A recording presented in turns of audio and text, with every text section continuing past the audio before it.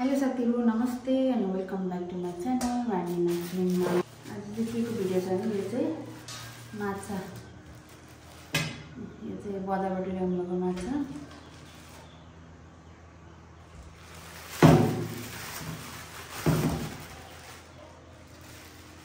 अस्तिदेखि माछा खानु मन लाग्छ भन्दै हुनुहुन्थ्यो बाउले, अनि लिएर आउनुभएको थियो कि यसमा चाहिँ काँडा हुँदैन, राम्रो हुन्छ यो चाहिँ। अब यसले चाहिँ मजाले पकाइदिन्छु किनभने बजारमा काटेको पोहोर हुनसक्छ नि त। अनि त्यसपछि चाहिँ म यहाँ धेरै मसलाहरू चाहिँ लाउँदिनँ, हल्का। यो चाहिँ साथीहरु अदुवा लसुन, अनि यसमा भाउजूले के मिक्स गर्नुभएको छ, एउटा के मसला मिक्स गरेर पिसेर राख्नुभएको थियो, त्यही नै भयो नि बेसर।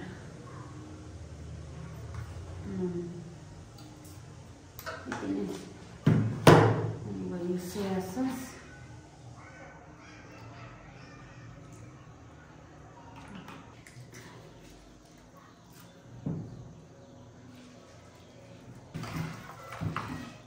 यसको हड्डीले त ऊपर भरिदिनेछ।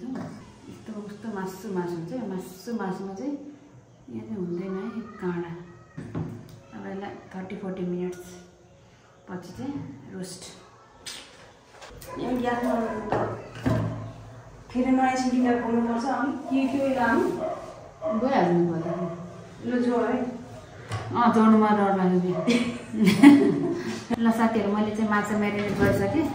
रोस्ट गरेको माछालाई चाहिँ ग्रेभी वाली बनाउने, त्यही भएर चाहिँ ग्रेभी अलिक बाक्लो बनाउनुको लागि चाहिँ यो प्याज र यो टमाटर रेडी गरेको छु। यसलाई म काटेर मिक्सरमा ग्राइन्ड गर्छु।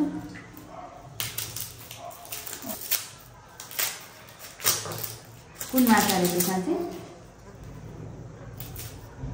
के भन्छ यसको नाम? झिँगे त होइन नि? कस्तो झिँगे हो? झिँगे मैले पाउनु होइन अर्को त्यो क्या यस्तो आएको हुँदैन? मुङ्गी होइन? ए हो त मुङ्गी होइन? अनि कुन माछा हो? खै काँडा नभएको कुन माछा हो? त्यो सधैँ खाने माछा।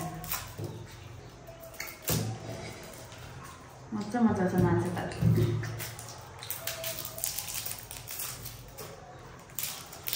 पर्छ नि हामी नै मैले नानीमा मुङ्गी जस्तो त हेर्दा नि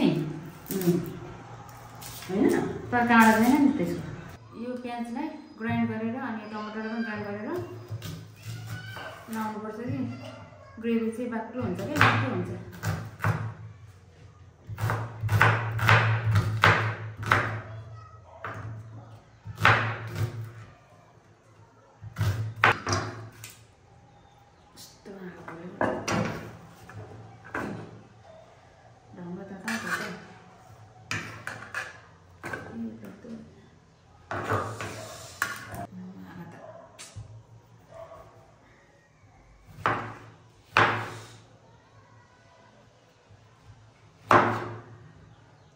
दरी रोला जस्तो छ त प्याजले त, कस्तो पोलेको।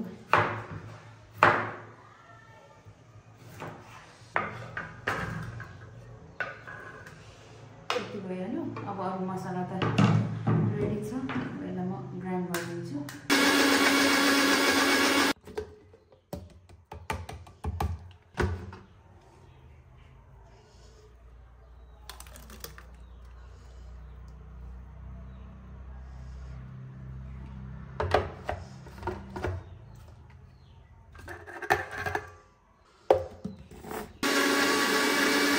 टमाटर अनि यो प्याज पेस्ट रेडी भयो।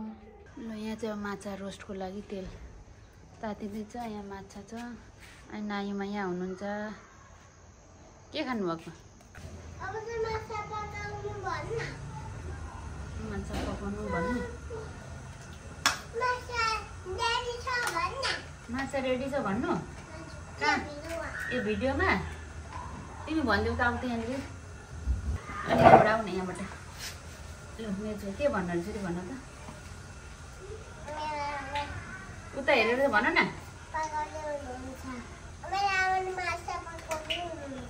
हो र अलि त्यो त होला नि।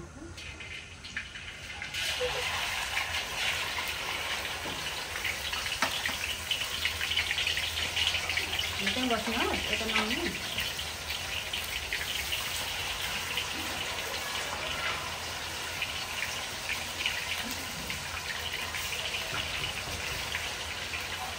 के खानुभएको त भन्ने साथीहरूलाई आइसक्रिम क्रिम रोल पो त बस्नु है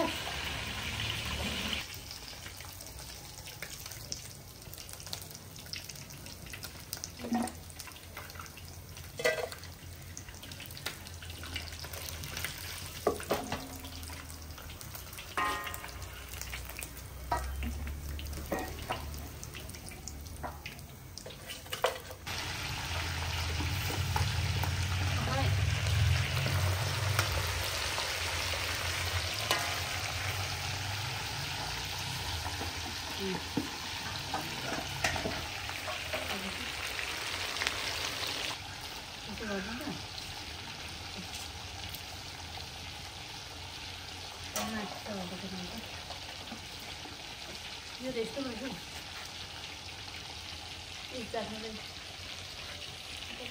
हामी चाहेको देखा नाइ न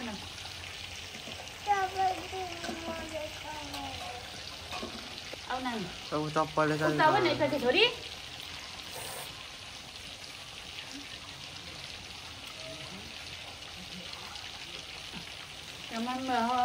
आज बुढे नि सानो खाएको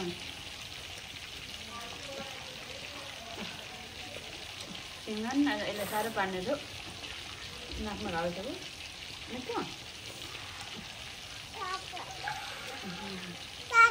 निकाल खाऊ न त्यति थियो त चल्नु भएन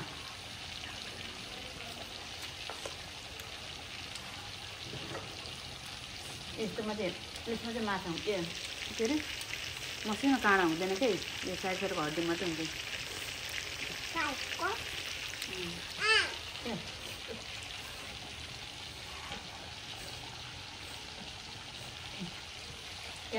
यहाँ चाहिँ नानीले चाहिँ खानालाई हेल्प गर्नुभएको हो कस्तो छ छोरी माछा कस्तो छ फिस गुड लाइन गयो साथीहरू बिजोग भयो अनि मालिक यहाँ हुनुहुन्छ खुट्टा चढाइ अब टाउको बाँकी थियो लास्टमा ल तिमी ल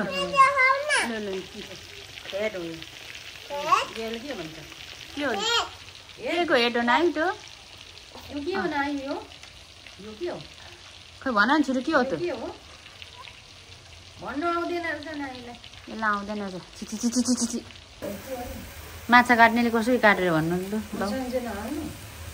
होस् घाँससित बात पनि गर्दैछ माछा पनि फुर्काउँदैछ साँच्चै कम त छिटो हात चलाउँदै है कति हात बसेको काट्दैनन् पनि पो त हात फेरि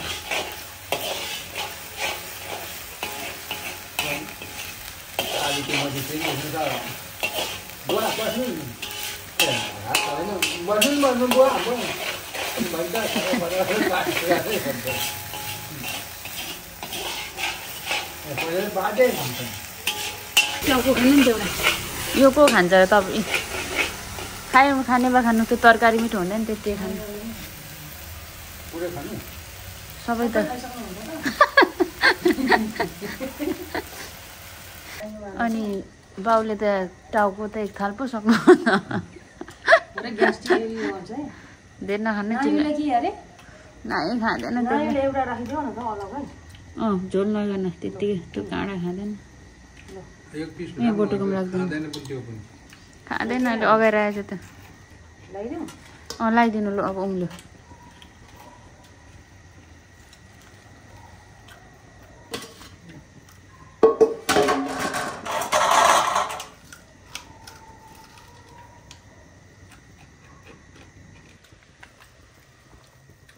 धनियाँ त छ अझै लाउँदा पनि हुन्छ होला तर ल अब एकछिन उम्लियोस् यसरी बाहिर पकाएर खानु पनि मजा पाउँछ त नि त्यो भित्र किचनमा पकाउँदा बाहिर आनन्द पाउँछ पिकनिक खाए जस्तो हुन्छ त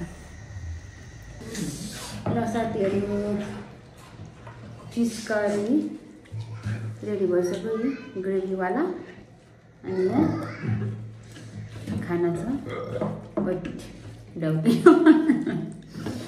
अनि यहाँनिर लोकल चामलको भात मुला कागती खाइहाल्नुपर्छ सेलिन्छ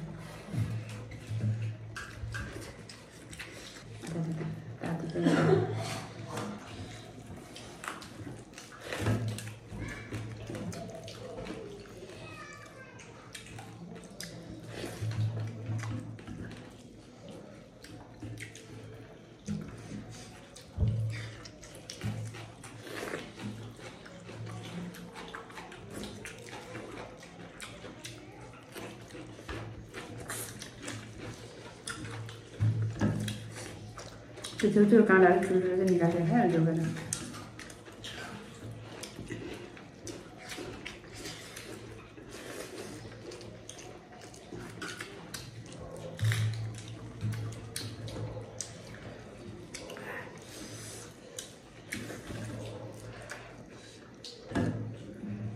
बाउ कागज चाहिँ कागज खानु अब त्यति खानु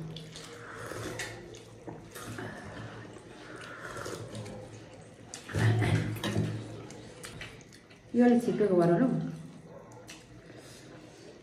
विकासै पनि हुनसक्छ होइन सुँगेरै लिएको गर्न दुई तिनवटा अलि मात्रै गर्नुहोस् न साह्रो गर्नु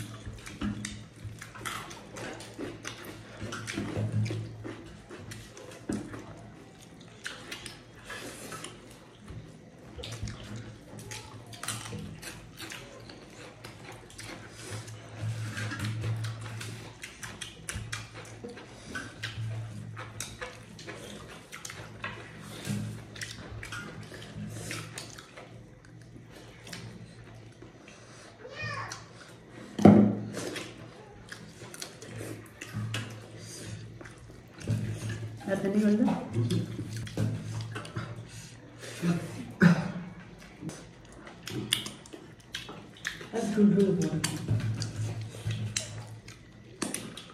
वो तो दुईटा मात्रै रहे बाँकी सबै खाइहाल्यो त्यही भएर त कागज खानु भनेको अलिक चिल्लो खानु भएको छ क्या तपाईँले